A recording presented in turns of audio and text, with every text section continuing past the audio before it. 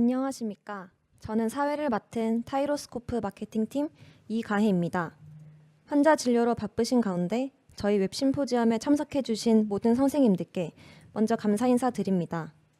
이번 웹 심포지엄은 AI 신기술 도입을 통한 최적화된 갑상선 항진증 및 합병증 관리를 주제로 진행될 예정입니다.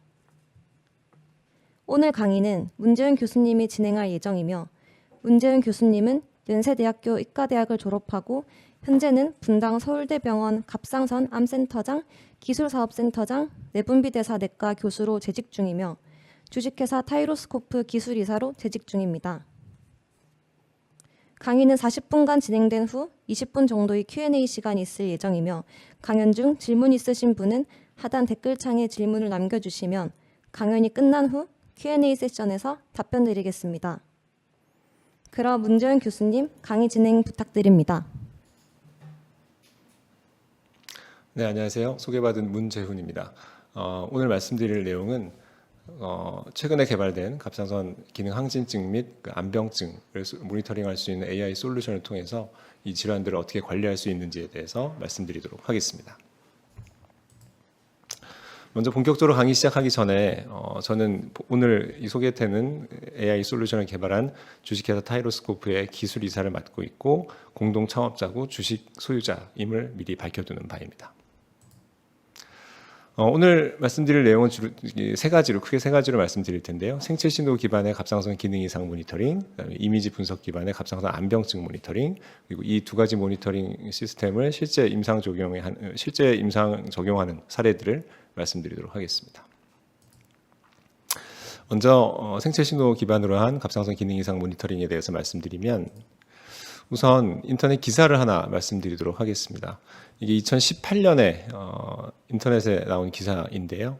25세의 이제 미국 캔자스주에 사는 여성이 애플워치를 이제 새로 사서 집에서 차고 있었는데 이제 안정시 심박수가 분당 120회로 비정상적으로 빠르다는 거를 이 시계가 감지해서 이 경고음을 계속 울리기 시작했습니다. 근데 이 여성은 전혀 자각 증상이 없어서 이게 왜 그러지? 이렇게 느끼다가 계속해서 10분 간격으로 자꾸 알람이 울리니까 이제 나중에 뭔가 잘못됐나 싶어서 병원에 갔고 병원에서 혈액 검사를 해서 갑상선 기능 항진증을 진단받았다라는 이제 인터넷 기사였습니다. 그때 이제 뭐 이 기사의 말미에 나온 이 인상적인 멘트 하나가 갑상선 기능 항진증의 전형적인 증상은 전혀 느끼지 못했지만 그녀에게 이상 신호를 처음으로 알린 것은 애플워치였다. 이렇게 끝을 맺고 있습니다. 2020년에 케이스 리포트가 하나 발표가 된 적이 있습니다. 케이스 잠깐 소개해드리면 49세 여성이었고 6개월간 4.5kg의 체중이 감소가 있었으며 운동 시에 심한 심계항진을 호소했습니다. 그래서 이제 병원에 내원해서 그레이브스 디지즈 진단을 받았고요. 이때 이제 처음에 진단됐을 때 프리티4가 2.41 나노그램 퍼 데시리터, TSH는 감소돼 있었습니다. 이후에 이제 검사 결과를 보고 메티마졸을 시작을 했고 메티마졸 시작 후에 이제 다음번에 병원에 내원했을 때 프리티4, TSH 모두 정상화된 것을 볼 수 있습니다. 근데 이제 이 환자가 뭐 의료진이 이 웨어러블 기기를 차라고 했던 건 아니고요. 환자 본인이 갖고 있는 웨어러블 기기에 심박수가 이렇게 그동안에 변했다라는 거를 이제 담당 의사에게 보여줬습니다. 그랬더니 의사가 이렇게 드라마틱하게 나타나는군요. 이렇게 하면서 혹시 그러면 이전의 데이터도 갖고 있느냐 해서 조사를 해봤더니 이렇게 데일리 그 평균 심장 박동수의 변화가 있었던 것을 알 수 있었고 짐작하건대 아마 이 전해 7월 정도부터 9월 정도부터 갑상선 기능 항진증이 발병하지 않았나 이렇게 예상할 수 있었다라는 케이스 보고가 있었습니다. 두 번째 케이스는 좀 더 흥미롭고요. 55세 여성이고 이분은 그레이브스 디지즈 진단을 받은 분입니다. 근데 약으로 치료가 잘 안 돼서 방사성 요오드 치료를 시행을 했고요. 이분도 역시 뭐 병원에서 기기를 차라 그랬던 건 아니고 방사선 치료는 이 기기를 차기 시작하기 한 2주 전에 구매를 해가지고 이 기기를 착용하기 한 2주 전에 방사선 동요소 치료를 진행을 했고 동요소 치료 당시에 프리티4가 2.25로 올라가 있었습니다. 근데 이제 이 기기를 사고 나서 웨어러블 기기로 심박수를 계속 측정을 하는데 처음에 이제 병원에 정기적으로 내원했을 때 프리티4 1.7, TSH는 여전히 서프레션 돼 있어서 일단은 뭐 갑상선 호르몬제는 먹지 말고 4주 후에 다시 한번 외래에서 피 검사를 합시다. 이렇게 얘기를 듣고 귀가를 했죠. 근데 자꾸 심박수가 떨어져서 이건 뭔가 내 몸이 이상이 있는 거 아닌가 해서 이 심박수 변화를 이 담당 의사한테 문의를 했다고 합니다. 그랬더니 원래는 한 일주일 있다가 병원에 와야 되는데 그러면 좀 일주일 빨리 와서 피 검사를 해보자라고 얘기를 했고, 피 검사를 했더니 프리티4가 마지나락에 떨어져 있었고요. TSH는 증가하기 일보 직전에 와 있었습니다. 그래서 본격적으로 이제 오버트 하이포사이로이디즘에 빠지기 직전에 환자가 이제 적절한 적기에 갑상선 호르몬제를 처방받을 수 있었다라는 보고가 있었습니다. 그래서 이 보고를 한 저자가 앞으로 이런 웨어러블 기기의 신호를 잘 이용하면 갑상선 기능 항진증 치료에 있어서 어떤 패러다임을 바꿀 수 있지 않을까라는 제안을 한 바도 있습니다. 근데 사실은 아까 말씀드렸던 그 뉴스가 2018년이고 그 방금 본 케이스가 발표된 게 2020년인데 저희가 이미 2016년부터 관련된 연구를 진행을 했습니다. 그래서 2018년에 이제 저희가 해외 저널에 보고를 했고요. 이때는 어떤 연구를 진행했냐면 전향적 연구를 진행을 했고, 핏빗이라고 하는, 이때 아마 2016년, 2015년 말 2016년 이때 이제 요 기기가 국내에서는 그 심박수를 처음으로 측정할 수 있는 웨어러블 기기였을 겁니다. 그래서 이 기기를 사용해서 갑상선 기능 항진증을 처음 진단받은 환자가 약제를 사용해서 이제 한 달에 한 번씩 병원 내원할 때마다 피 검사를 하고, 이때 웨어러블 기기를 차기해서 심박수 데이터를 모아봤습니다. 이 핏핏이라는 기기는 지금 당연히 이 모든 기기에 웨어러블 기기 기본적으로 다 들어가 있지만 삼축 가속기를 통해서 운동량을 모니터링할 수 있고, 이 PPG 센서를 통해서 심박수를 연속적으로 모니터링할 수 있습니다. 그래서 이 갑상선 중독증을 치료하는 과정에서 변화하는 주요 생체 신호, 심박수를 매우 높은 밀도로 수집할 수 있다는 것이죠. 그래서 이것들을 분석 가능한 형태의 데이터로 제공받을 수가 있었습니다. 그래서 실제로 환자들의 심박수가 변하는 것을 보시면 처음에 치료를 시작한 후에 쭉 심박수가 떨어지는 것을 알 수 있었고, 실제로 이 비짓을 3번 하게 됐는데 프리티4 레벨이 정상까지 떨어지는 과정을 볼 수 있고요. 그러면서 이제 그 웨어러블 디바이스로 측정한 그 레스팅 하트 레이트죠. 그 안정시 심박수가 감소하는 것도 뚜렷하게 볼 수 있었습니다. 근데 저희가 이때 이 심박수를 이제 몇 가지 지표를 같이 사용을 했는데 웨어러블 기기 제조사에서 자체적으로 제공하는 휴지기 심박수 값이 있습니다. 그래서 그거의 5일간의 평균값, 그리고 저희가 이제 로우 데이터를 받아서 자체적으로 정의한 휴지기 심박수 5일 평균값을 사용을 했고요. 저희가 정의한 것은 15분 동안 걸음수가 0인 구간의 심박수의 중앙값을 사용했습니다. 근데 요 병원의 내원에서 측정한 심박수도 사실은 줄어듭니다만 p-value를 비교해 보면 훨씬 통계적인 연관성이 웨어러블 기기로 측정한 데이터가 좋은 것을 알 수 있습니다. 그래서 이를 통해서 저희가 선형 관계식을 구할 수 있었고요. 휴지기 심박수가 약 한 11회 정도 증가하는 경우에 프리티4는 한 0.5 나노그램 per 데시리터 정도 증가하고 갑상선 기능 항진증의 위험도가 3배 정도 증가하더라라는 관계식을 구할 수 있었습니다. 그래서 이를 통해서 이런 웨어러블 기기로 수집한 심박수 데이터는 굉장히 수집이 용이하고 갑상선 기능 이상의 예측 성능을 확보할 수 있고, 또 이미 상용화된 기기를 사용하기 때문에 임상 적용이 용이할 것이다라는 제안을 한 바가 있었습니다.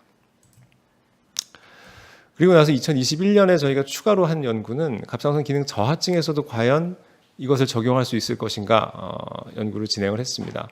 저희가 굳이 저하증을 따로 연구를 진행했던 이유는 갑상선 기능 항진증은 심장이 두근거린다라고 하는 심계 항진을 이제 주요 증상으로 환자들이 호소를 하지만, 기능 저하증이 있는 환자라고 해서 제가 요새 심박수가 느려졌습니다, 심장이 잘 안 뛰는 것 같아요, 이런 식으로 호소하시는 분은 없거든요. 왜냐하면 기본적으로 우리가 생명 활동을 유지하는 데 필요한 심박수가 있기 때문에 변화폭이 좀 적을 거라고 예상을 했습니다. 그래서 기능 저하증 환자에서도 과연 우리가 의미 있는 선형식을 도출할 수 있을 것인가 연구를 진행을 했고, 다만 저희가 기능 저하증 환자분한테서 데이터를 얻는 것이 굉장히 어려워서 저희가 시행했던 방법은 갑상선 암으로 수술을 하신 분들 중에 갑상선 전절제를 받으신 분들이죠. 그리고 갑상선 호르몬제를 드시다가 방사성 요오드 치료를 위해서 그 준비 과정에서 갑상선 호르몬제를 한 달 동안 끊게 되는데, 그 끊는 과정 중에 이제 웨어러블 기기를 채웠습니다. 그래서 그때 데이터를 모아서 저희가 확인을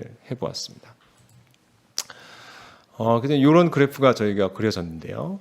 여기 보시면 빨간 선은 이 웨어러블 기기로 저희가 정의한 하트레이트고, 요거는 새벽 2시에서 6시까지의 그냥 하트레이트를 운동량과 상관없이 그냥 모은 겁니다. 그렇게 해서 평균을 낸 것이고, 요거는 이제 웨어러블 기기에서 수면 구간이라고 표시된 그 기간 동안에, 그 기간 안에 이제 하트레이트를 평균을 낸 것입니다. 그래서 그렇게 세 지표를 쭉 그래프를 그려보면 이 거의 유사한 그래프가 그려지는데, 그 갑상선 호르몬제를 평소에 먹고 있는, 그러니까 수술하고 동위원소 치료 준비하기 전에 먹고 있을 때는 이렇게 하트레이트가 쭉 유지가 되다가, 저희가 이제 약을 완전히 끊기 전에 T3 제제를 이제 주게 됩니다. 그 반감기가 굉장히 짧은 이제 활성형 제제를 약을 2주 동안 주게 되는데, 그때 활성형 제제가 들어가기 때문에 하트레이트가 살짝 빨라지는 것까지 아주 민감하게 디텍트할 수 있고요. 실제로 약을 끊은 경우에 하트레이트가 드라마틱하게 떨어지는 것도 확인할 수 있었습니다. 그래서 역시 이를 통해서 선형 관계식을 구할 수 있었고, 그 갑상선 그 호르몬 수치 프리티포 레벨이 휴지기 심박수가 약 11회 감소할 경우에 한 0.2 나노그램 per 데시리터 정도 감소하고, 기능 저하증의 위험도가 한 2.3배 정도 증가한다, 이런 관계식을 얻을 수 있었습니다. 더구나 여기서는 수면시 데이터 또는 그냥 새벽 2시에서 6시까지의 그냥 심박수만 모아도 이런 통계적인 유의성을 확보할 수 있었다라는 것을 확인할 수 있었습니다. 하지만 저희가 이거를 각 개인 단위에서, 그러니까 한 30명, 40명 정도의 환자 단위에서 이제 통계는 구할 수가 있는데, 이 선형 관계식만으로 개인 단위에서 정확한 갑상선 기능 변화를 예측하는 데는 좀 한계가 있었습니다. 그래서 AI 모델을 도입할 수밖에 없었고요. 실제로 보시면 이렇게 하트레이트는 한 12회 정도로 꽤 많이 뛰었는데, 갑상선 호르몬 수치는 한 0.07, 프리티포 레벨 0.07 정도만 증가해서 여전히 정상 수준에 머물러 있는 이런 환자분들도 있었고, 실제로 심박수는 뭐 한 3회 정도만 증가했는데 갑상선 호르몬 레벨은 정상에서 이제 높은 이상 상태로 올라간 그런 경우도 있었고요. 오히려 심박수가 늘어나도 호르몬 레벨이 떨어지는 경우도 있었습니다. 그래서 이러한 개인 간의 변화, 개인 단위에서의 변화를 다 선형 관계식으로 설명할 수 없었기 때문에 저희가 AI 모델을 구축했고, 사실 이 세 케이스 모두 저희가 구축한 AI 모델에서는 정확한 예측을 할 수 있었습니다.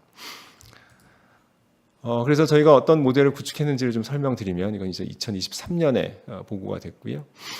저희가 이제 그동안에 모은 환자 데이터 한 175명 정도의 데이터를 학습을 했는데, 이들 환자분들은 전부 다 한 4개월 동안 최소 1개월 간격으로 한 3, 4회의 갑상선 호르몬 수치를 측정을 했습니다. 이때 데이터를 사용할 때 저희가 하트레이트 TFT 페어라는 개념을 사용했는데요. 쉽게 말씀드리면 어떤 특정 일의 갑상선 호르몬 수치를 측정을 하면 그 직전에 한 10일 동안 수치만 하트레이트 데이터와 해당 TFT 결과를 이제 페어링하는 겁니다. 그래서 그렇게 두 데이터를 짝을 지어서 데이터로 학습을 시킨 상태고요. 총 662개의 데이터 페어가 학습에 활용됐고, 이런 구조에서 보시면 이제 어떤 레퍼런스 데이터죠. 어떤 특정 일의 프리티4 레벨과 TSH 레벨, 그리고 그전 열흘 동안의 하트레이트 데이터를 입력을 하고, 우리가 프리티4 레벨을 알고 싶은 그 날짜에 하트레이트 데이터가 입력이 되면 해당 알고 싶은 날짜의 프리티4 레벨이 출력이 되는 형태의 이제 AI 모델을 구축하였습니다. 그래서 실제 이 모델을 가지고 갑상선 기능 항진증을 예측하는 성능이 어떻게 되는가를 측정을 해보니까 민감도 86%, 특이도 86% 정도로 꽤 괜찮은 훌륭한 결과를 얻게 되었습니다.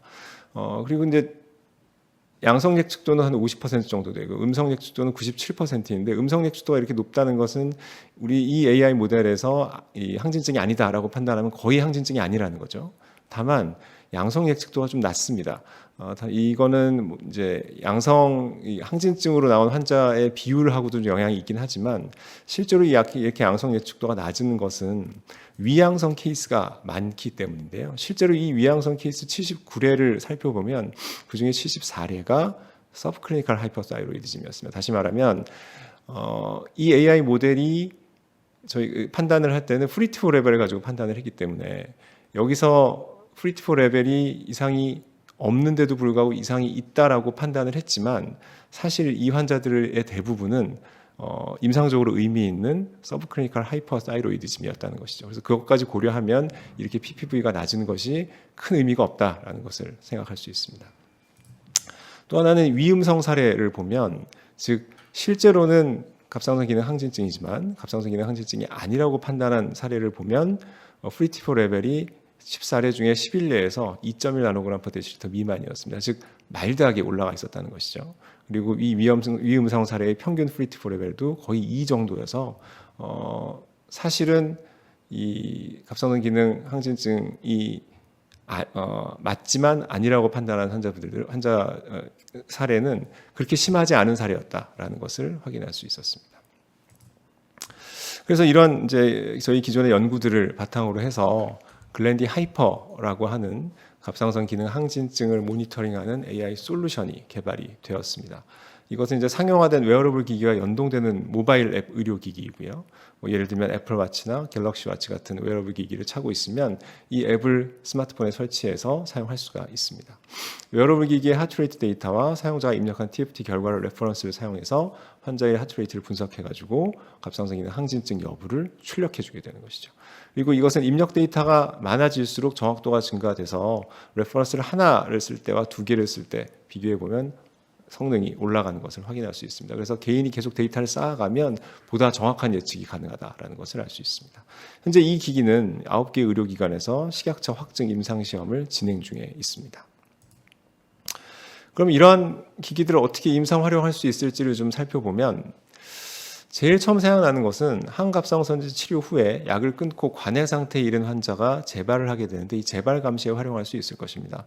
보통 관해 환자의 50%가 평생 1회 이상 갑상선 기능 항진증이 재발하죠. 다만 이 재발 시기를 예측하는 것이 불가능해서 환자는 자주 혈액 검사를 하거나 아니면 혈액 검사하는 기간 중간에 하필 기능 항진증이 재발을 해가지고 나중에 심한 상태에서 발견되는 그런 경우도 많이 있습니다. 그래서 이런 게 이제 축적이 되면 의료진에 대한 신뢰도가 하락하게 되겠죠. 하지만 이제 저희 기기를 사용하면 관해 상태에 이르러서 정상 상태인 환자에게 이 웨어러블 기기를 착용하게 하고 저희 앱을 사용하게 하면 항진증이 재발한 시기에 바로 알람을 띄워주고 그때 초기에 병원에 와서 혈액 검사를 해서 약을 이제 다시 시작할 수가 있겠죠.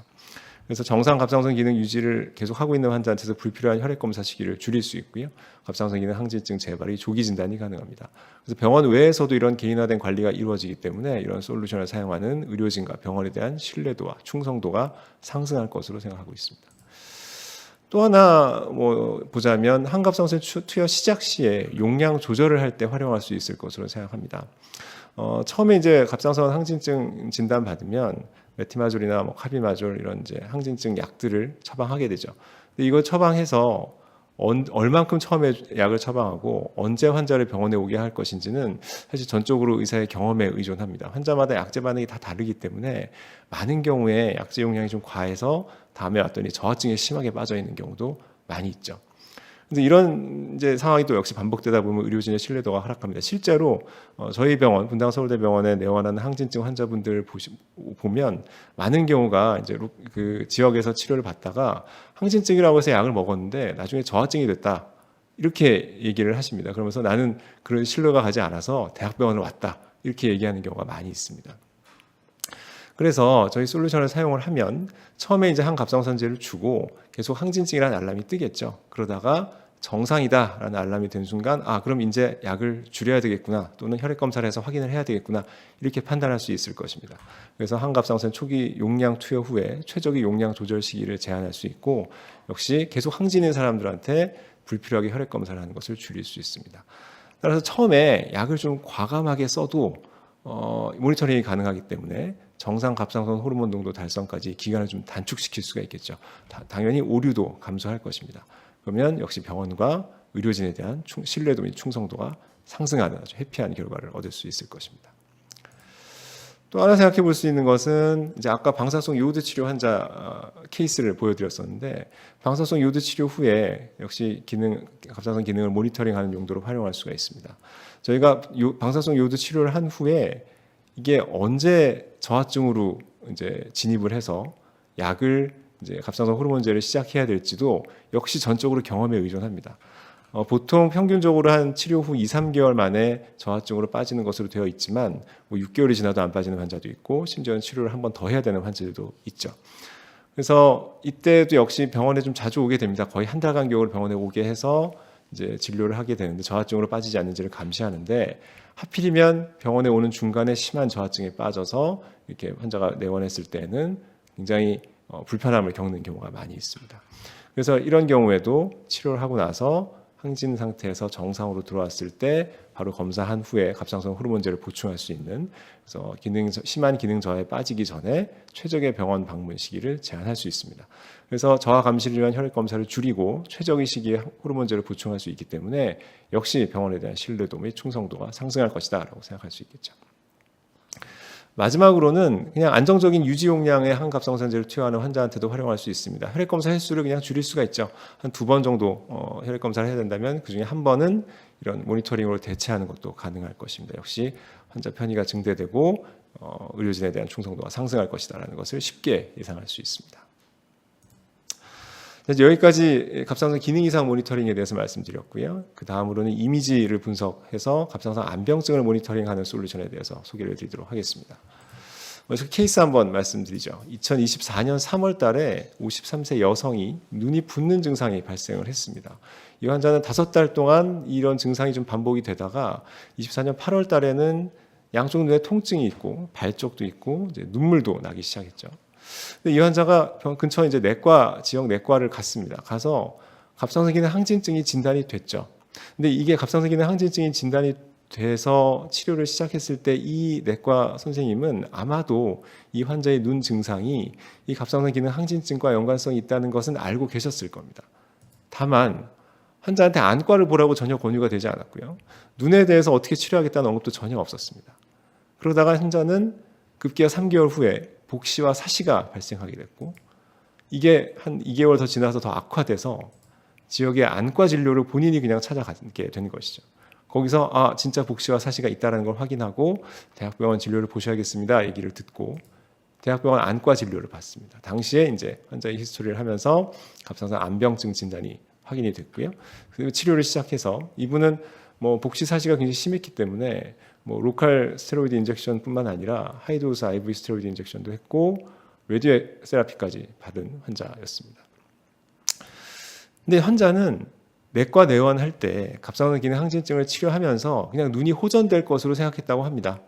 또 하나는 이 경과를 돌이켜 보면 이런 복시와 사시가 발생하기 이전에 안과로 의뢰돼서 치료가 됐으면 훨씬 예후가 좋았지 않겠나 하는 아쉬움이 있고요. 따라서 갑상선 기능 항진증을 진료하는 의사가 이 안병증에 대한 평가를 계속 해야 되겠다라는 생각을 하게 합니다. 그래서 갑상선 안병증은 그레이브스병의 가장 흔한 합병증이죠. 안구부의 염증 및 돌출과 같은 변화를 유발합니다. 보고에 따라 다르지만 약 한 20에서 50%의 그레이브스병 환자가 안병증이 동반되고 한 5%에서는 굉장히 중증으로 나타나서 심한 외형 변화가 있고 복시, 시력저하, 이런 기능적인 이상도 경험하게 됩니다.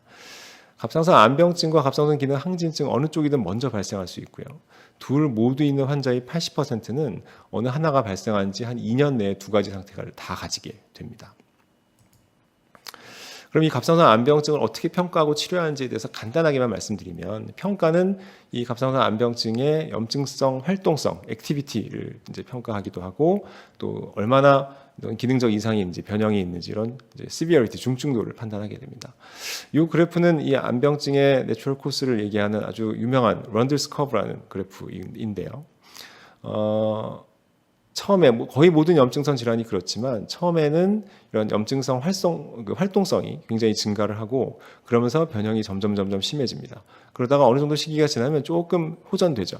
그러다가 완전히 처음 상태로는 돌아가지 않고 이 변형이나 기능 이상이 이제 고착화되는 상태에 들어가게 됩니다.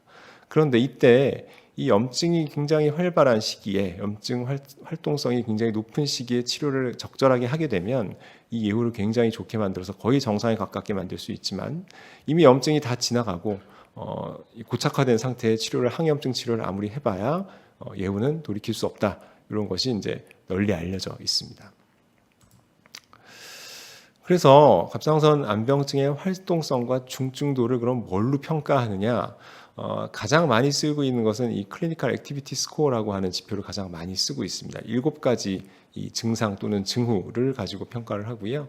통증에 관련된 증상 2가지, 그다음에 이 안구부의 발적이나 스웰링, 과 관련된 징후 5가지를 평가해서 각각이 있다 없다를 평가하고 전부 다 있으면 7점, 전부 다 없으면 이제 0점이 되겠죠. 3점 이상이면 이 활동성 갑상선 암병증이다 이렇게 얘기를 합니다. 그래서 치료를 고려해야 된다라고 하고요.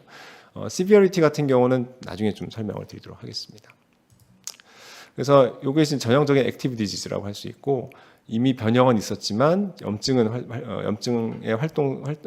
활동성은 이제 그렇게 높지 않은 인액티브 디지즈라고 할 수 있겠습니다.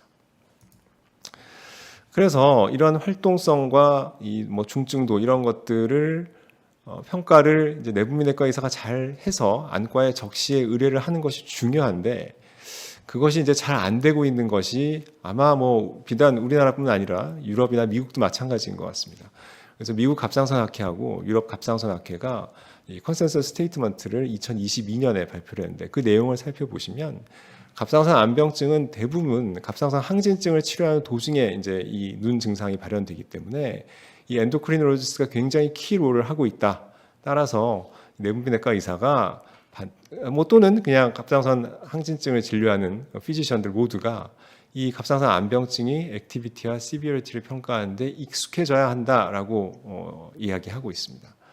근데 현실은 좀 그렇지 않은 것 같습니다. 저희가 2024년 5월 달에 설문조사를 이제 한 63명 정도 되는 갑상선 기능 이상을 진료하는 의사들을 대상으로 했더니 뭐 이 클리니컬 액티비티 스코어를 평가하지 않는다라고 답한 비율이 92%였고요. 종합병원에 근무 중인 의사는 한 83%가 평가하지 않는다고 그랬고 종합병원이 아닌 병원에 근무하는 의사는 거의 전원이 다 평가하지 않는다 이렇게 답변을 한 바가 있습니다. 그래서 어떻게 하면 좀 편하게 전문가 수준의 클리니컬 액티비티 스코어를 판단할 수 있겠는가, 평가할 수 있겠는가 저희가 고민을 했고요. 그렇다면 이제 환자의 안면 사진을 판독해서 이 전문가가 판독한 것을 같이 학습시키면 이제 이 AI 기술을 통해서 전문가의 클리니컬 액티비티 스코어 판독을 모사하는 이 모델을 구축할 수 있을 것이다 생각을 했습니다. 그래서 이러한 5가지 증후죠. 5가지 사인을 이 사진을 통해서 평가하고 환자가 입력한 2가지 증상 점수를 합쳐서 이 클리니컬 액티비티 스코어를 최종적으로 계산해서 3점 이상인지를 판별하여 액티브 디지즈인지를 출력하는 이런 이제 AI 모델을 구축을 했고 1,020명의 갑상선 암병증 환자에서 3,060장의 이제 이미지를 크롭해서 학습을 시켰습니다. 그래서 분당 서울대학교 병원 김남지 교수님께서 이 연구에 참여해 주셨고요. 이때 이제 레퍼런스를 사용한 자료는 임상 경력 15년 이상의 안성형 전문의의 이제 합의된 사진 판독 결과를 레퍼런스로 사용을 했습니다. 그래서 이제 이 활동성 갑상선 암병증을 진단하는 진단 성능을 보시면 민감도, 특이도가 각각 72.7%, 83.2% 정도 됐고요. 이게 이제 예측한 카스 점수하고 이제 레퍼런스 카스 점수를 쭉 비교한 표를 보시면 AR로 예측한 카스 결과의 한 84.6%에서 레퍼런스 카스와 1점 이하의 오차를 보입니다. 더군다나 이제 활성도가 매우 높은 5점 이상의 환자를 가지고 보면 AI 모델이 93.3%를 이제 액티브 디지즈로 성공적으로 구분해낼 수 있었고, 특히 낮은 활성도를 가진 안정적인 환자에서는 90.7%를 이제 AI가 비활동성 질환으로 구분해내었습니다. 근데 이건 전체 데이터를 가지고 이제 결과를 낸 것인데 이 중에서 3명의 전문가가 전부 일치하는 결과를 보인 좀 전형적인 사진들이 있습니다. 이 사진만 가지고 테스트를 해보면 훨씬 더 성적이 좋아지는 것을 알 수 있고 89%에서 이제 1점 이하의 오차를 보이고요. 활성도가 높은 환자는 100% 다 예측을 합니다. 그래서 이렇게 전형적인 사진을 잘 판독하는 것으로 봐서는 학습이 제대로 잘 이루어졌구나라고 하는 것을 알 수 있습니다. 그리고 이 결과를 저희가 각기 다른 경력의 안과 의사들의 평가 성능하고 좀 비교를 해봤습니다. 그래서 안과 레지던트 3명하고 5년 미만의 안과 전문의, 그리고 이 레퍼런스를 만드신 이제 각각의 안과 교수님들의 이제 예측 성능, 평가 성능, 일치도를, 퍼포먼스를 저희가 비교를 해봤고요. 그래서 저희가 F1 스코어라는 이제 센시티비티와 스페시피시티를 좀 절충한 지표를 가지고 정확도를 측정을 했는데 이 3명의 안성형 전문의가 0.73 정도였고 저희 AI 모델이 0.7 정도로 당연히 뭐 레지던트 전공의 분들이나 5년 미만 전문의 분들보다는 우월한 성능을 보였고 15년 이상 경력의 안성형 전문의와도 필적하는 이런 정확도를 보였다라는 것을 말씀드릴 수 있겠습니다. 그런데 이제 저희가 사용했던 사진은 아주 스튜디오에서 제대로 찍은 DSLR 사진이었거든요. 그런데 저희가 최종적으로 하고자 하는 것은 환자의 스마트 기기에서 사진을 촬영해서 그걸로 판독하는 것을 목적으로 했기 때문에 정말 스마트폰으로도 이러한 성능이 나올 수 있겠는가를 다시 한번 연구를 하게 됩니다. 그래서 작년에 사이로이드지에 발표를 했던 연구이고요. 이것은 이제 역시 분당 서울대병원에서 진행을 했고 한 100명 정도의 환자를 모집을 해서 이 환자들한테서 이제 스튜디오에서도 사진을 찍게 하고 6종의 스마트폰을 가지고 셀카를 찍게 했습니다. 그래서 그 사진을 다 이제 AI 모델이 판독을 했고요. 그다음에 이 스튜디오에서 DSLR 카메라로 찍은 사진은 역시 다양한 임상 경험의 안과의가 3군으로 나눠서 판독을 했고 이 레퍼런스는 이 15년 임상 경력 이상의 안성형 전문의 분들께서 이제 합의된 평가 결과를 레퍼런스로 사용을 하였습니다.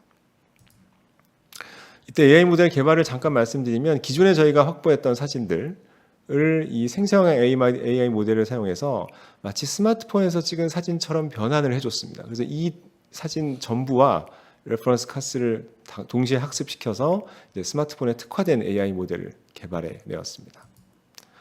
그래서 이제 결과를 보시면 이제 갤럭시 S21 울트라 이제 당시 이제 2021년 뭐 이때쯤 연구를 진행했기 때문에 그때 당시에 이제 좀 하이 티어의 높은 티어의 이 좀 값이 나가는 스마트폰하고 좀 보급 기기를 가지고 구분을 해봤는데 재미있는 것은 좀 가격이 높은 기기에서 좀 좋은 성능의 카메라로 촬영을 해서 판독을 하면 이 성능이 좀 더 좋아집니다. 그리고 이 상위 3개 기존의 스마트폰 평균을 보면 한 0.70 정도로 아까 DSLR 사진으로 판독한 것과 거의 유사한 결과를 보여주고 있습니다. 이거는 이제 안과 의사들이 실제로 이 DSLR 사진을 판독한 결과를 보시면 전공의 평균은 한 F1 스코어 0.46, 5년 미만의 전문의 평균은 한 0.55, 이 안성형 전문의 이 레퍼런스를 만든 분들의 평균은 한 0.75 정도 돼서 저희 이제 상위 3개 기종의 스마트폰 평균과 비교해 보면 거의 비슷하고 역시 5년 미만의 전문의나 전공의보다는 퍼포먼스가 좋은 것을 알 수 있습니다. 그래서 역시 91.3%에서 상위 3개 스마트폰 촬영을 판독한 것은 91.3%에서 1점 이하의 오차를 카스 점수 오차를 보여주었고요. 전체 스마트폰 촬영 환경을 다 사용해도 90% 이상에서 1점 이하의 오차를 보여주었습니다. 그래서 이러한 연구 결과들을 바탕으로 해서 저희가 글랜디 카스라고 하는 갑상선 암병증의 활동성을 모니터링할 수 있는 AI 솔루션을 개발을 했고, 이것은 이제 의사들이 사용할 수 있는 웹페이지고요.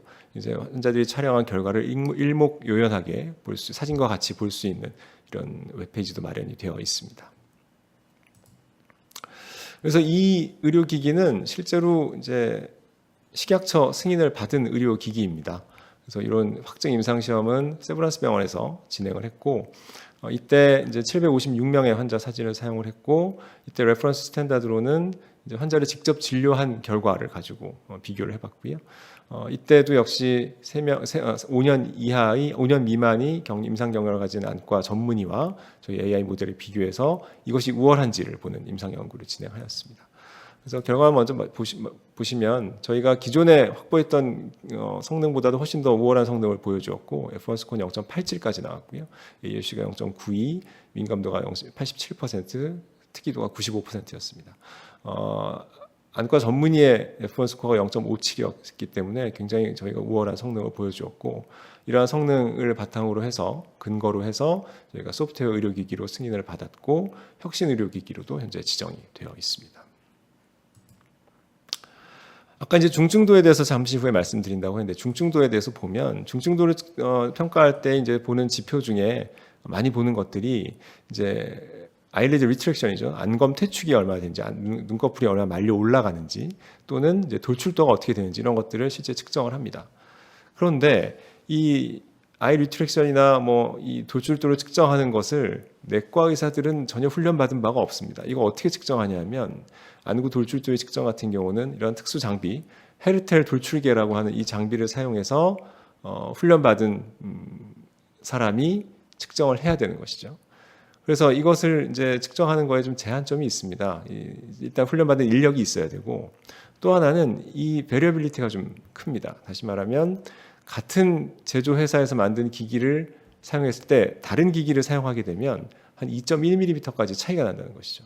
또한 아예 다른 제조사의 기기를 사용하면 더 한 2배 정도, 한 3.9mm까지 이제 오차가 발생하게 됩니다.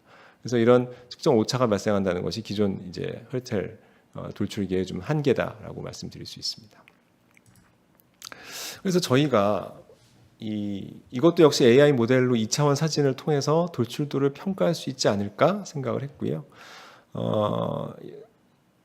AI 모델을 구축을 했는데 이제 사진을 입력이 되면 그 사진에서 이제 이 사진과 이때 실제 진료한 그 돌출도를 이제 레퍼런스를 사용해서 학습을 시켰고, 이 학습시킨 데이터를 이제 학습시킨 결과를 가지고 AI 모델을 구축하고 사진만 가지고도 돌출도를 평가할 수 있는 이런 이제 AI 모델을 저희가 만들어냈습니다.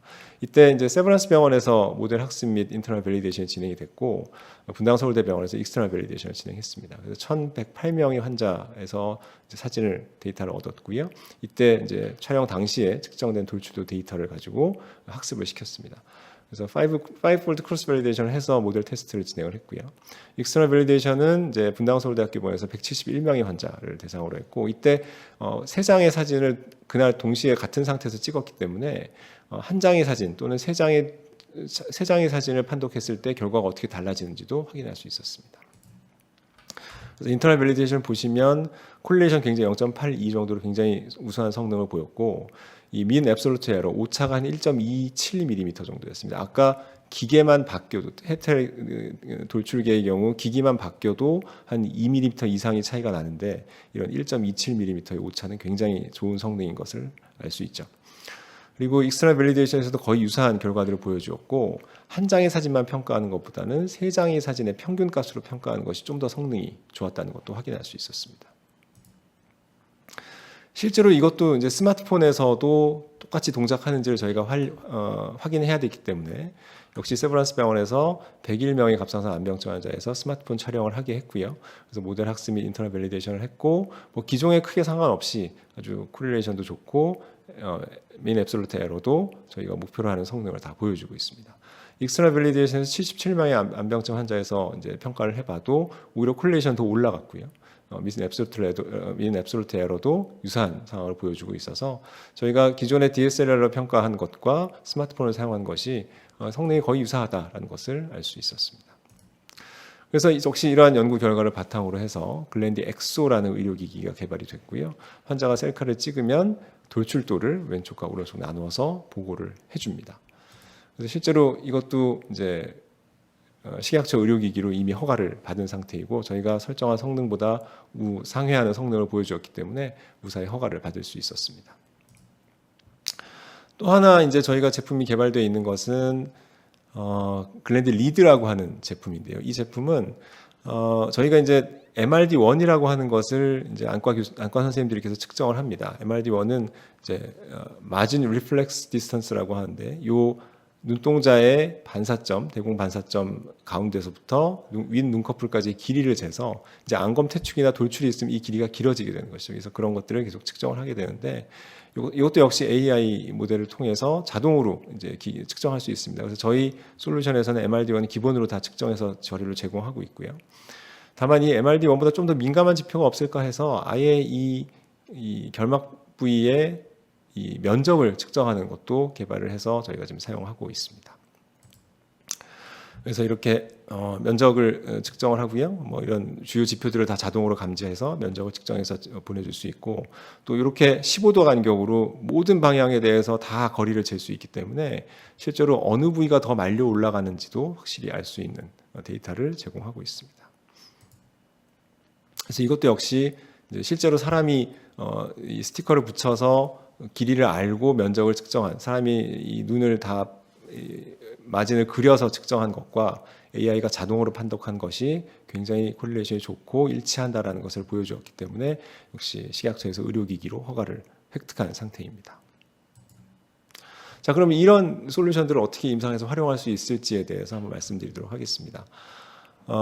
내과 등에서 이제 갑상선 기능 항진증 진료를 하게 되는데 아까 말씀드렸듯이 내과 의사들은 이런 안구 증상에 대한 활동성이나 중증도를 평가한 교육을 받은 적이 없습니다. 그래서 평가가 굉장히 어렵고 이게 카스 점수를 평가하지 않은 채로 계속 지내다가 환자는 점점 염증이 진행되고 실제로 너무 심해져서 그럼 안과 한번 가보시죠 해서 가보면 이미 눈은 돌출돼 있고 치료를 해봐야 돌출이 해결되지 않는 이러한 상황이 이제 흔하게 벌어집니다. 그러면서 이제 의료진에 대한 신뢰도가 역시 하락하게 되겠죠. 하지만 이제 저희 솔루션을 사용하면 활동성 갑상선 암병증을 계속 스크리닝할 수 있고요. 이때 문제가 생기면 이제 조기에 최적의 시기에 안과 전원 제한이 가능합니다.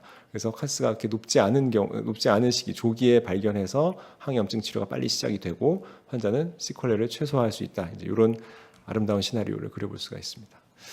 그래서 치료 시에 또한 이제 안과 선생님들도 사용하시기 좋은데요. 아까 글랜드 리드 같은 경우에는 치료 시에 치료 효과가 어느 정도 있는지도 계속 모니터링해서 사용할 수 있고, 따라서 이러한 종합적으로 보면 치료가 필요한 활동성 갑상선 암병증을 조기 진단할 수 있기 때문에 적시 치료로 예후가 호전되고, 이런 솔루션을 사용하면 역시 의료진과 병원에 대한 신뢰도 및 충성도가 상승할 것이다라고 예상할 수 있겠습니다. 마지막으로 이제 임상 적용의 실제에 대해서 말씀드리고 종료하도록 하겠습니다. 먼저 이 전체적인 이 솔루션의 그림을 좀 그려보면 갑상선 기능 이상과 이 합병증을 모니터링하는 솔루션입니다. 그래서 타깃 질환이 이 두 가지이고요. 환자의 바이오 시그널과 디지털 이미지를 사용하고 환자의 혈액 검사 결과를 이제 사용하게 됩니다. 그래서 이제 이러한 것들을 AI로 분석을 하면 저희가 이제 글랜디 하이퍼라고 해서 항진증을 모니터링할 수 있는 솔루션, 글랜디 하이포라고 해서 이제 저하증을 모니터링하는 솔루션도 같이 가지고 있고요. 글랜디 카스 엑소 리드에서 암병증을 모니터링할 수 있는 솔루션들이 마련이 되어 있습니다. 그 중에서 글랜디 하이퍼와 글랜디 카스는 각각 혁신 의료기기로 지정을 받았고요. 이 중에서 요 글랜디 카스, 엑소, 리드 그리고 글랜닥이라고 하는 이제 의료진 전용 웹페이지죠. 이것은 식약처 의료기기 허가가 완료된 상황입니다. 이 카스와 엑소 두 가지는 평가위의 신의료기술 심사를 진행 중에 있는데, 요 카스는 바로 어제 심사 결과 이제 승인이 나서 고지가 된 상태여서 앞으로 한 달 정도 시간이 지나면 실제 진료실에서 처방이 가능할 것으로 예상하고 있습니다. 글랜디 엑소도 5월 중으로 결론이 날 것이어서 이것도 역시 여름 전에 처방이 가능하지 않을까 기대하고 있습니다. 자, 그래서 이제 각각 항진증을 모니터링한 실제 이 솔루션을 사용해서 모니터링한 케이스와 암병증을 모니터링한 케이스 두 가지를 보여드리고 끝낼 텐데요. 먼저 그레이비스 병을 진단받은 유학생 22세 여성입니다. 이분은 이제 미국에서 유학을 하고 있는 여성이었는데 이제 방학 때 이제 한국에 와서 있었는데 2달 동안 체중이 자꾸 빠지고 손주 떨리고 피곤하고 심계항진이 있어서 23년 7월 달에 건강검진을 받습니다. 그때 프리티포 레벨이 굉장히 올라가 있어서 내분비내과 진료를 권유받았죠. 그리고 지금 저희 병원에 이제 8월 달에 진료를 왔습니다. 그래서 저희 쪽에서 측정한 결과로는 프리티포 레벨이 3.8 정도 됐고 TSH 리셉터 안티바디가 검출이 됐기 때문에 그레이브스 디지즈 진단이 가능했습니다. 그래서 갑상선 기능 항진증이 진단돼서 항갑상선제 투여 메티마졸 20mg을 데일리로 복용을 하기 시작했고요. 근데 문제가 있었습니다. 2주일 내에 나는 미국에 가야 된다. 이렇게 출국 예정임을 저에게 알려와서 나는 그렇게는 못한다. 이거 반드시 진료를 봐야 되고 미국 못 간다고 얘기했더니 굉장히 난처해 하는 것이었습니다. 그래서 제가 고민을 하다가 그러면 한번 해보자. 스마트워치를 한번 착용해보자 해서 저희 임상 연구에 등록을 시켜가지고 스마트워치를 차게 하고 글랜디 설치를 시켜서 저희가 검사한 이 레퍼런스 데이터를 입력을 했습니다. 그래서 미국으로 출국을 했죠. 물론 정말 뭐가 잘 안 되면 현지에서 병원에 가자라는 약속을 받고 이제 출국을 했습니다. 그래서 해외 체류하는 동안에 스마트워치를 착용했고 심박수 데이터를 수집했고 저희 AI 모델에 적용을 해서 항진 상태가 계속 나왔기 때문에 메티마졸 20mg을 계속 유지하라고 했고요. 10월 달에 한 번 더 봤더니 계속 항진 상태였습니다. 근데 이제 시간이 좀 지났기 때문에 저도 한 15mg 정도만 좀 줄여보자 이렇게 해서 약을 줄였고 11월 달에 한 달 있다가 저희 쪽 AI 모델에서는 정상 신호를 주기 시작했습니다. 그래서 이제 정상 범위 안으로 들어오는구나 생각해서 유지 용량으로 5mg만 유지하겠고요. 크리스마스 시즌에 이제 귀국을 했습니다. 계속 정상 신호를 보내고 있었고 저희 병원에서 이제 피 검사를 했더니 갑상선 호르몬 레벨이 정상화되어 있는 걸 알 수 있었고요. 이것을 근거로 해서 저희가 좀 더 포텐시가 약한 약인 카비마졸 5mg으로 바꿔서 유지했던 케이스입니다. 그래서 혈액 검사가 어려운 환경에서 갑상선 기능을 성공적으로 모니터링했던 케이스고요. 항갑상선 치료 초기에 약제 조절에 적용하는 것도 가능하다는 것을 보여준 케이스라고 할 수 있겠습니다. 자, 마지막 케이스입니다. 요거는 이제 이 환자분은 52세 여성인데요. 2017년부터 19년까지 이미 항진증으로 약을 복용한 히스토리가 있습니다. 근데 2021년 6월 달에 지역 내과에서 갑상선 기능 항진증이 재발해서 항갑상선제 치료가 시작이 됐고요. 근데 이거와는 별도로 11월 달에 2022년 11월 달에 이제 2차 병원 안과에서 갑상선 암병증이 진단이 됐습니다. 그리고서 2022년 11월부터 1월까지 이제 IV 스테로이드 치료를 받았고요. 근데 이제 환자가 별로 좋아지지가 않아서 대학병원 안과를 권유를 받았고 대학병원 안과에서는 이제 2023년 4월부터 9월까지 로컬 인젝션을 시행을 했습니다. 그러고선 좀 좋아지고 안정이 돼서 치료가 종료되면서 이제 지역으로 회송됐고요. 12월 달에. 그동안에 이제 이 환자는 2021년 6월부터 현재까지 계속 메티마졸을 중간에 잠깐 끊은 적이 있었고 계속 복용했습니다. 근데 이 환자가 이게 너무 이 약을 복용하는 기간이 길어지다 보니까 좀 다른 의견을 듣고 싶었는지 대학병원 내과에 2024년 2월 달에 내원하게 됩니다. 근데 마침 이 병원이 저희 이 회사와 같이 이 AI 실증 과제라고 해서 저희 모델을 사용해서 이제 환자들의 실제로 적용해보는 국제 과제를 같이 하고 있던 병원이어서 이 병원에서 저희가 어떤 프로토콜을 가지고 있냐면 내원하는 갑상선 기능 항진증 환자한테 요 글렌디카스를 적용을 해서 3점 이상이면 안과 진료를 보내도록 이런 프로토콜을 가지고 있습니다. 그래서 실제로 측정을 해봤더니 3점이 나와서 안과 의뢰가 됐고요. 실제로 안과 진료를 보고 나서 액티비티가 있다라고 판단돼서 추가 치료가 시작해서 3회 정도의 스테로이드 인젝션을 또 받았던 케이스입니다. 그래서 갑상선 암병증 진단 및 치료 후 재발 모니터링이 필요하다라는 것이고요. 그래서 이런 모니터링에도 이 글렌디카스 같은 이 암병증 모니터링 AI 솔루션이 활용 가능하다는 걸 보여주는 케이스라고 할 수 있습니다. 자, 그래서 정리하자면 최근에 이러한 인공지능 및 웨어러블 기술이 발전했기 때문에 갑상선 기능 항진증과 그 대표적인 합병증인 암병증을 모니터링할 수 있는 솔루션이 개발이 되어 있습니다. 이런 새로운 솔루션의 활용을 통해서 갑상선 기능 항진증 진료에 있어서 개인화, 최적화된 진료가 가능하고요.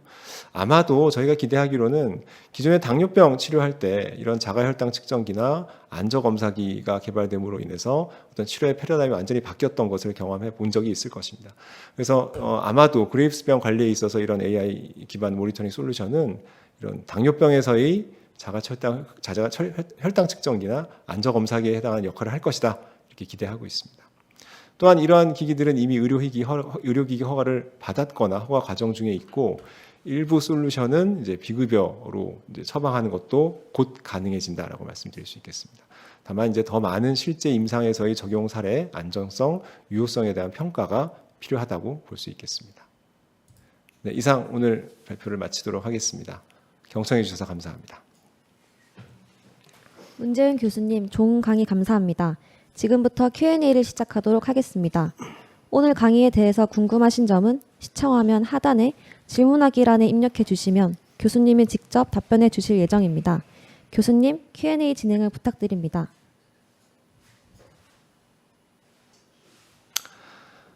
네. 먼저 첫 번째 질문이 들어왔습니다. 기존의 방법으로 갑상선 항진증을 치료할 때보다 AI 신기술을 이용해서 치료할 때에 가장 크게 달라진 점은 무엇인가요? 네, 아까 슬라이드에서 충분히 말씀드렸던 것 같은데요. 일단은 좀 혈액 검사하는 횟수를 좀 줄일 수 있고요. 계속 지속적인 모니터링이 가능하기 때문에 어떤 검사 시기를 최적화할 수 있고 또 어떤 약제를 처방해서 이 약제의 반응이 나타날 때 급격하게 반응이 나타나서 우리가 의도하지 않은 결과가 나타나는 것을 사전에 미리 알 수 있다라는 것을 이제 좀 장점이라고 할 수 있겠습니다. 두 번째 질문 말씀드리면 갑상선 항진 환자에서 부정맥 관련한 맥박이 증가가 있는 경우 이러한 기전은 어떻게 구별할 수 있나요? 이렇게 말씀 주셨습니다. 맞습니다. 사실 그래서 저희 이 기기가 심박수를 기반으로 모니터링을 하고 있기 때문에 만약에 기존에 부정맥이 있는 환자라고 한다면 적용하는데 조금 어려움이 있습니다. 그래서 저희가 이걸 구분하기 위해서 여러 가지 이제 저희도 실제로 데이터를 추가 학습을 하고 있고, 다만 이런 부정맥 관련해서 나타나는 변화하고 항진증으로 인해서 지속적으로 나타나는 변화가 조금 차이가 있을 것으로 예상하고 있어서 아마도 구별이 가능하지 않을까. 다만 저희가 아직은 데이터가 좀 더 필요한 상태고요. 또 하나는 이런 심박수 데이터 말고 요새는 웨어러블 기기로 이제 피부 전도도 또 측정이 가능하고 체온도 측정이 가능합니다. 그래서 이런 다른 지표들을 사용하면 좀 더 정확한 데이터, 정확한 결과를 산출할 수 있을 것으로 기대하고 있습니다. 자, 다음번 질문은 초기 진단 시 암병증이 없고 항진증 치료 중이어도 주기적으로 안과 진료를 권고하시는지요? 네, 저희가 이제 처음에 항진증 이제 치료를 시작했을 때 환자를 이제 얼굴을 보고 암병증 증상이 있나 없나를 어느 정도 평가는 하게 되겠죠. 그리고 아무런 증상이 없는 환자한테 저희가 안과 진료를 권고하지는 않습니다. 당연히 어떤 증상이 있는 사람들한테 권고하게 되고요. 그런 면에서 저희가 이제 이 모니터링 기기를 사용을 하면 환자가 자가로 집에서도 측정할 수 있기 때문에 굳이 안과 진료를 보지 않고도 이런 초기 진단하고 암병증이 심하지 않은 상태에서 암병증이 발생하는 그 시점에 어떤 환자들을 조기에 발견할 수 있다라는 것을 장점으로 생각할 수 있을 것 같습니다. 중요한 질문이요. 수가를 따로 받을 수 있나요? 네, 아까 말씀드렸듯이 이게 평가위의 신의료 기술로 이제 승인을 받았고 또는 승인을 받기를 기다리고 있는 기기들이 있습니다.